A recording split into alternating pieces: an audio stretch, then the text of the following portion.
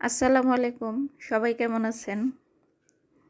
রসমালাই বানাইতে প্রথমেই নিয়ে নিব 1 বাটি গুঁড়া দুধ, হাফ চা চামচ বেকিং পাউডার, 2 চা চামচ ঘি ভালো করে মিশিয়ে নিব। আমি এখানে হাত দিয়ে মাখিয়ে নিতেছি। ভালো করে মিশানো হয়ে গেলে পাশে আমি 2টি ডিম ভেঙে রেখেছি। ডিমের ব্যাটার একটু একটু করে দিয়ে দিব। রসমালাইয়ের ময়ানটা মাখিয়ে নিব।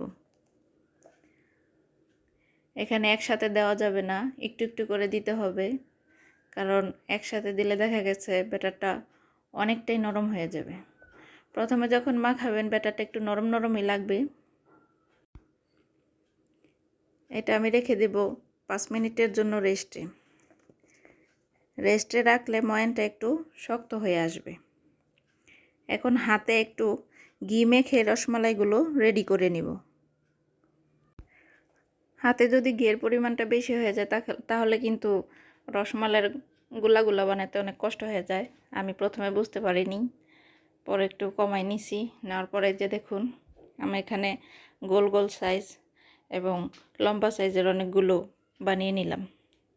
রসমালাইয়ের মালাইটা রেডি করার জন্য এখানে আমি নিয়েছি হাফ বাটি গুঁড়া দুধ, 2 বাটি পানি, হাফ বাটি চিনি। চিনিটা আপনাদের উপর নির্ভর করে, যে যেই রকম মিষ্টি খান ওই রকম দেবেন। সবগুলো উপকরণ একসাথে মিশিয়ে চুলায় বসিয়ে দেব। দুধটা বলক আসলে দিয়ে দিব 3-4টা এলাচ। এরপর দিয়ে দিব বানিয়ে রাখা রসমালাইগুলো।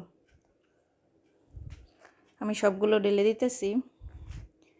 দেওয়ার পর এগুলো 5 মিনিট জাল করে নেব। এই যে দেখুন কি সুন্দর ফুলে ফুলে উঠতেছে। রেডি হয়ে গেল আমার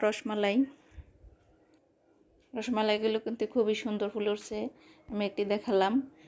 সবাই ভালো থাকবেন। আল্লাহ হাফেজ।